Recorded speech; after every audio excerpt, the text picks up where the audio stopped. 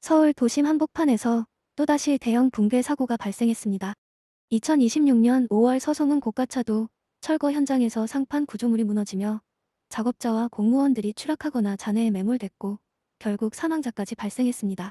사고 당시 현장에서는 이미 구조물 침하와 단차 현상이 발견돼 안전진단이 진행 중이었던 것으로 알려졌습니다. 하지만 점검 중이던 구조물은 결국 버티지 못하고 붕괴했습니다. 많은 사람들이 충격을 받은 이유는 단순합니다. 위험 신호를 알고 있었는데도 사고를 막지 못했기 때문입니다. 이번 사고는 단순히 철거 현장에서 일어난 사고로 끝나지 않습니다. 오히려 한국 건설 현장에서 반복적으로 나타나는 구조적 문제를 다시 드러냈다는 점에서 더 무섭습니다. 최근 몇 년간 한국에서는 검단 신도시 지하주차장 붕괴, 광주 화정 아이파크 붕괴, 정자교 붕괴 같은 대형 사고가 이어졌습니다. 사고 원인은 조금씩 달랐지만 공통점은 비슷했습니다. 설계와 현장이 달랐고 위험 신호가 있었고 관리와 확인 과정이 제대로 작동하지 않았다는 점입니다. 서소문 사고에서도 이미 새벽 작업 중 슬래브가 내려앉는 단차 현상이 발생했던 것으로 전해졌습니다. 이후 공사가 중단됐고 오후에 안전진단이 진행됐지만 결국 구조물이 붕괴했습니다. 이는 구조물이 갑자기 멀쩡하다가 무너진 것이 아니라 이미 위험 징후를 보이고 있었다는 뜻입니다.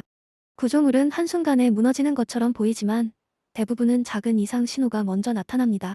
문제는 건설 현장이 점점 더 복잡해지고 있다는 점입니다. 과거에는 단순히 건물을 새로 짓는 공사가 많았다면 최근 도심에서는 철거와 리모델링, 지하공간 개발, 노후 인프라 교체가 동시에 진행됩니다. 특히 오래된 고가도로와 교량 철거는 단순 파괴 작업이 아닙니다. 수십 년 동안 하중을 버텨온 구조물의 힘의 균형을 계산하며 해체해야 합니다. 구조물은 일부만 잘못 절단해도 하중 흐름이 예상과 다르게 바뀌면서 연쇄 붕괴가 발생할 수 있습니다.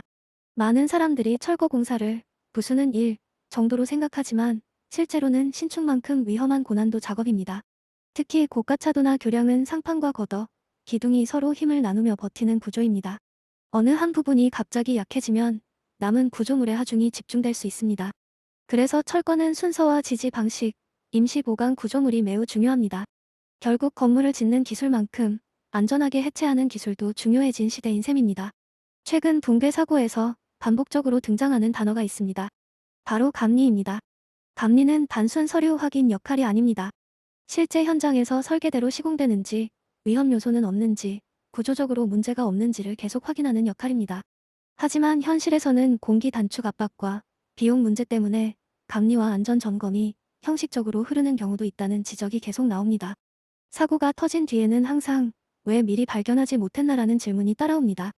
흥미로운 점은 최신 기술이 늘어나도 사고는 계속된다는 것입니다. 지금 건설 현장에는 구조 해석 프로그램, 실시간 계측 센서, 드론 점검, 3D 모델링 같은 기술이 빠르게 도입되고 있습니다. 실제로 터널과 교량, 초고층 건물에서는 미세한 변형까지 측정하는 시스템도 사용됩니다.